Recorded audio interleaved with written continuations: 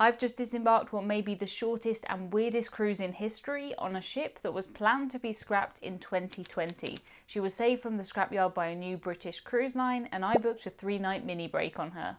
Our cruise was cancelled 4 hours after we boarded, and in total we only spent 8 hours on the ship. In that 8 hours though, we had more problems than we would normally have on a full 2-week cruise. We boarded the ship in London Tilbury and we were planning on heading to Bruges for the Christmas markets. Embarkation was pretty easy, and despite the bad weather, we were really excited to get on board. I picked up my cruise card, which is the thing you use to get into your room, to buy your drinks, pretty much everything on board. It's a very, very important card. My friends Justin and Tristan were told that they'd have to get theirs on board because they weren't ready yet. No big deal, we thought. It isn't uncommon on a cruise for things to be a bit delayed. The problem was much, much bigger than that, but at this point we didn't realise how widespread it was. As soon as we embarked the ship, we entered a beautiful atrium. It was decorated for Christmas and it looked fantastic. Despite the ship being from 1991, everything here looked new, and I hoped that the rest of the ship would be as nice as this area.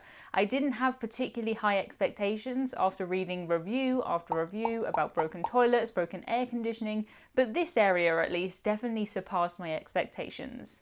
One of my favourite things about cruising is when you first step on a new cruise ship. It's so exciting, you run around and you try and explore everything as fast as you can. In hindsight, I'm very glad I did that on this cruise because we would not have a chance to look around later.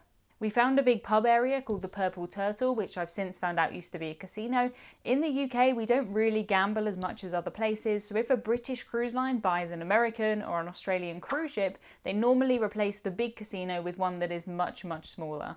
This ship was originally launched in 1991 for Princess Cruises as Regal Princess, and she spent most of her life as Pacific Dawn for P&O Australia. As I was wandering around these public areas, I thought to myself, wow, Ambassador have really done a great job renovating these spaces. I've since had a look at the Pacific Dawn ship tours, and I think I should be giving a lot of the credit to P&O instead of Ambassador, because most of the inside spaces haven't changed. Even the picture frames have not changed. This is from 2019 when the ship was Pacific Dawn, and this is a picture that I took when I was on board this ship. Not that that's necessarily a bad thing. P&O Australia did a really good job with this ship in all the areas that they renovated in 2017. Ambassador did make a few changes. They took down the water slides, they took down the rock climbing wall. They are aiming at the 50+ market, and clearly they decided that people who are 50+ don't need water slides. They did add the skull of a whale. Actually, they had a couple of skulls on board, but my friends never found these during our day, so they were very, very confused when I went back to them and told them that I just found some skulls. It was around now that there was an announcement saying that we would be delayed leaving Tilbury because there was an annual safety check happening on board. We didn't really think anything else of it. It was already dark. It didn't really matter to us when we were sailing away. There was never going to be a big sail away party like you might have on a cruise in the Caribbean. It was raining outside, it was very, very cold, and it just looked miserable. I am glad that I braved the rain though to have a quick look around the top deck, because this would be the only chance that I would get. I didn't know it at the time, but I had about 2 hours until my cruise would be cancelled. I met my friends in the buffet because we were getting pretty hungry by this point. The buffet design was really, really lovely, and it was more like a food court than a buffet where everything is served to you. Next up was our safety drill, which everybody has to do by law. It was the old style safety drill where you stand around in a lounge and listen to information, but it didn't take very long and it was fine. I did hear one person genuinely asking the crew, are the toilets meant to flush? I've not found any on here that do. There definitely seemed to be a problem with the toilets, and well over half the people on board either didn't have a cruise card or they had one that didn't work yet. As it would turn out, some people would never get their cruise cards before they disembarked the ship. We went straight to our cabin, and here things did get a little bit weird. The cabin was much bigger than I expected, and the layout was very similar to that you'll find on a lot of Princess ships, which makes sense as she was built for Princess.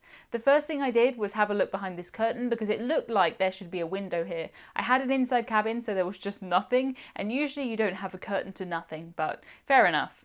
Overall, I thought the design of the cabin was nice, but there were definitely bits around the room that were grubby and damaged. It wouldn't take a lot to change things like these weird handles on the door, which honestly make me feel quite sick to look at them. They look like dirty rats' tails. Ugh. The cabin definitely didn't feel as though it had been refurbished to the same standard as the rest of the ship. It was quite a stark difference. Even when you're in the public areas, you'd see the new carpets and then the old carpets side by side. It would just stop. It was like somebody had run out of money or energy or something during the project. It was odd.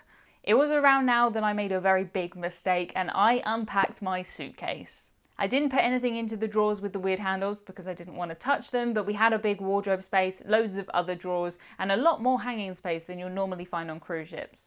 In hindsight, it was a mistake to unpack, but there was no way for me to know that I wouldn't actually spend a night in this cabin. One thing I did love about it was that there was a kettle. Ambassador are primarily aimed at the British market, and we really like our tea and our kettles. I'm happy to say that the shower was really big, but I didn't get a chance to measure it using my usual toothpaste tube measurements.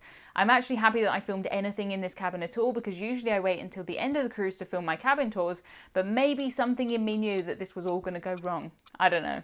I got changed for dinner and I met my friends at the Buckingham restaurant. We'd been given early dining, which I love, and we were seated on a table together, which was good. The main dining room was huge and we were seated right at the back by the windows. At this point, we were just chatting about what we would do in Bruges and how we'd found the ship so far. The menu didn't have a lot of vegetarian choice, there was only one veggie main, but it did have really good allergen markings, and on a few of the dishes it said that there were vegan versions available. I chose a cheese tart to start, followed by bean enchiladas and an after-eight dessert. It was between our starter and our main that our cruise was cancelled. My friends who I was eating with, Tristan, Justin and Lizzie, also have YouTube channels, and before the cruise they had been in touch with the PR team of Ambassador. I usually don't talk too much online about my cruises in advance, and I don't want the cruise line to know that I'm there really. I want to be as undercover as possible. Because of that though, that meant that I wasn't on the PR email list, so everybody else got an email that I didn't get. Justin looked at the email on his phone and he said to us, "Our cruise has been cancelled." To be honest, I just thought it was a joke. I thought, what? We're already here. This cruise definitely hasn't been cancelled. Maybe they mean the next cruise, maybe they just got the dates wrong, or perhaps we're not going to Bruges. I could see that happening, but we're already on the cruise. You can't cancel a cruise when we're on a cruise. Or so I thought. We were there looking at each other, very confused when the overhead announcement came on. Your cruise. You will remain here overnight, and you are welcome to enjoy dinner and our evening entertainment. But we will need all passengers to have left the ship by 9:30 tomorrow morning. They told us that it was to do with the annual inspection and that they'd found a problem with one of the lifeboat stations. I didn't hear much more of the announcement because everybody in the restaurant started talking because nobody could believe what was going on. I have never heard of a cruise ship failing an annual inspection, and as far as I can tell, the cruise lines know far in advance when these inspections are happening. They're not just random, so I'm really not sure what went wrong here. Doing a bit of research, I found out this isn't the first time that this ship has failed an inspection. She was detained in the UK for failing a PCS inspection, which stands for Port State Control. My dinner was nice, the portions were quite small, but overall it was a good dinner. I could imagine us having some really nice evenings here if our cruise was longer than 8 hours.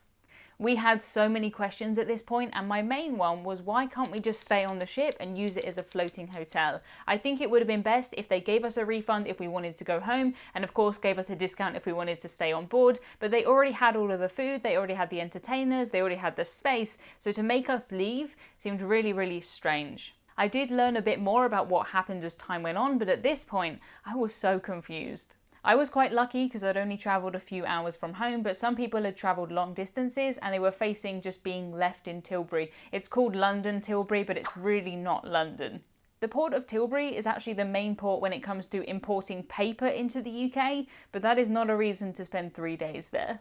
It was after this that I found out that the announcement had only been made to the public areas on board the ship. That, or perhaps some of the systems in the cabins were broken. Either way though, there were plenty of people who were in their rooms who had no idea that this cruise had been cancelled, and other guests had to tell them. We decided that we wanted to make the most out of our time on board. We'd come all this way, we might as well have a look at the bars and go to a show in the theatre. There were 11 different lounges and bars on board, and all of the ones that we saw were full of people just making the most out of their first and last evening on board. The bars were beautifully decorated, and looking at these areas you would never know that the ship was as old as she was. The theatre on board has this amazing stage that comes out quite a long way, so wherever you're sat in the theatre, you're pretty close to the singers and dancers. The show that we watched was musical related and it was really good. I loved it. It was only around 35 minutes long, but I'm glad that we went to see it. I also love the seating where you have these little tables and you can get in or out if you need to. I don't know if I was allowed to film the show, but to be honest, I thought to myself, what does it matter? What are they gonna do? Imagine I'm not allowed to film. Are they gonna kick me off the ship? Didn't make a difference at this point, so here's a few clips. I did try and get a drink before this, but I was told that they didn't do bar service and I'd have to sit down in the theatres to get a drink. That meant that throughout the entire show, there were people with their cruise cards in the air trying to get the attention of the waiters. It was annoying being sat behind people with their hands in the air for the whole time, but to be honest, I think they were just really fed up and really wanted a drink. I wanted a drink too, but not enough to annoy the people behind me for an entire show. Amazingly, the atmosphere on board was not depressing at all. It was kind of a let's make the most out of this atmosphere. People were dancing, they were enjoying themselves, and there were two ladies who requested the band to play Sailing by Rod Stewart, which was absolutely hilarious. We of course changed the words to we're not sailing, home again is where we'll be. We made the decision to come home late in the evening instead of getting off and trying to drive through London rush hour traffic on a Monday morning. We still had so many questions, but we wouldn't get answers until a little later. We didn't know if we would get compensation, would we get a refund? I hope so, or there would be absolute riots. Would we get our drinks package refunded? What happened to the people who were going on the next cruise? Was the next cruise even going to go ahead? We had no idea. It seemed like the problem was pretty serious, but I assumed that they would be able to film it in Tilbury. I was wrong on that one. I thought Ambassador could just go away, kind of revise for the test, and then they would pass it, but apparently that's not how it works. Your Britishism of the week is the word revise. You would say that you are revising for an exam, you would go to revision classes, and that's studying, but it's specifically going over things that you've already learned. Revising. We found a letter in our cabin that said that we would be able to get a refund, or we could take future cruise credit with a discount on a future cruise. I'm definitely not saying never to another Ambassador cruise, but I don't have any plans to do one. I'm not going to rush back and do one soon, so I decided to take the refund. I'm actually going to use the refund to upgrade my next cruise cabin from an inside to a balcony. I think that'll be a nice treat. Luckily, our room keys were working, so we could go back and pack ready to leave. I did meet people who were in the corridors trying to find the crew who could let them into their cabins, because at 10 p.m. they still didn't have cruise cards that worked, and there were a lot of people like that. Not so much of a problem if you can wander off to find the crew to let you in, but if you're somebody who can't walk very well, you can't stand for long periods, I imagine that would be very, very annoying.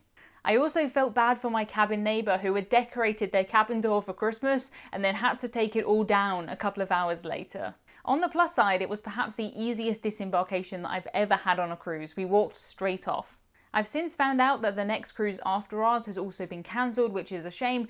That was a 15-night cruise, it was not cheap, and it was supposed to be sailing over Christmas. So they've cancelled that one too, because the ship is actually going all the way back to the shipyard for repairs. It seems weird to have to go to the shipyard to fix something with the lifeboat station, but I don't know much about repairing cruise ships, so we'll let them decide what they need to do. I'm sure Ambassador didn't take the decision lightly, but cruise lines of course have to put safety first. Cruise lines have a lot of rules that they have to follow to make sure that the ships are safe, and some of those rules came into force after an accident on board the Star Princess where 23% of its cabins were destroyed. To find out what happened in that accident and how that has changed the industry since, watch this video next.